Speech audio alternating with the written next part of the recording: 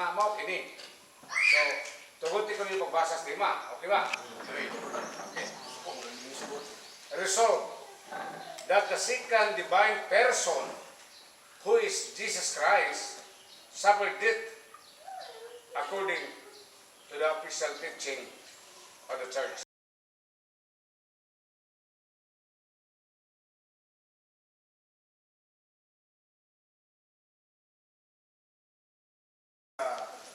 Unang tema nga pinagsutan dining tanong kapunon sa usan nato kabisita nga gikan sa Davao, no, and person of brother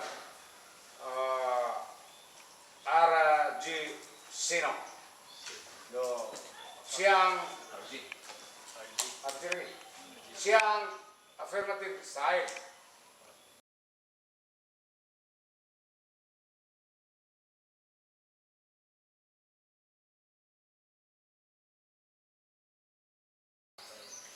Negative side ini mao si Joel Palad. Lumad nga butuanon. O nga na kuyo. Butuan kayo.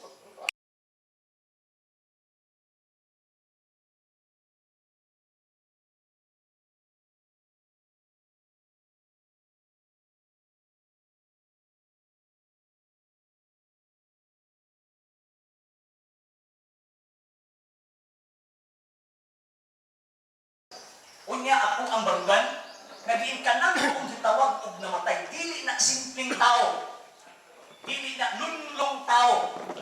Subay sa itudlo sa Santa Iglesia, ug subay sa tudlo sa gitawag og kanang mga father sa aton sa mga doktor sa aton simbahan.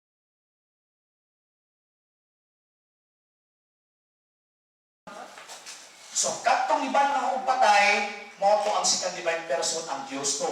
Katong nihila, katong gisumpag, gilansa, katong nagsuffer sa death, ang second divine person to through pinaagi sa iyahang human nature. Kay ang divinity wala man siya characteristic or tawag anak operation na mag-atos.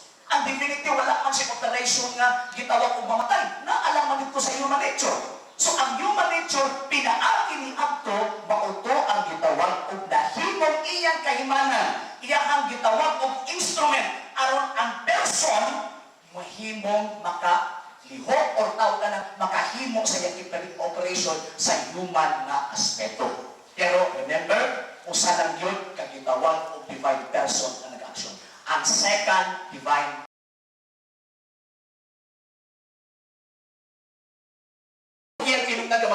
namatay siya through sa iyang human nature. Kinsa namatay ang divine person? Ang divine person? Yes. Okay. Sa wala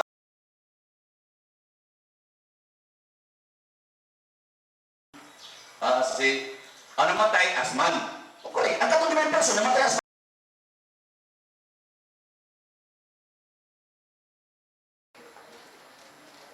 So, walang problema. God died as man. Check. Tama mo yun. Kaya ang Father sa day naaman sa man. Pero kinsa ang mamatay as man? Si God. Wala man na kinsa man as God, katong second divine person, katong nahimong tao, nga mo na ginikar sa tingala.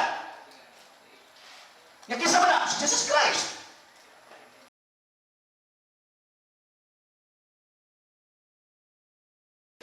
sakto ba to nga akong nadungog? Okay ba to nga niyong ka nga ang second divine person died as man? Oh, okay. Tulad sa simbahan. Okay. Ano yung problema? Pero ang namatay as man, ang second divine person. Wala man lagi sa tema na to dili. Ay, understood na lang yung second divine person. Ano sa mga tumigo? Hindi naman natin mga kapasayon. Ang Ano sa tumigo?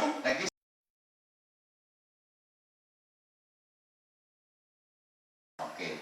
So kini lang akong official nga kanang ganing clarification ni para kinakita na ako nga murag magkauyo na mangguta.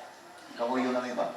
Katong imong giingon akong klarohon lang nga ang second divine person namatay as man. Okay ba kato? O katuloy namatay as man sa second divine person. Ito ang ganda dito. Okay. Okay. So, yun na. Wala, okay na. So, pag naayang tutlo, natatong namatay as man, pinili sa second divine person, wrong na. Ang second divine person namatay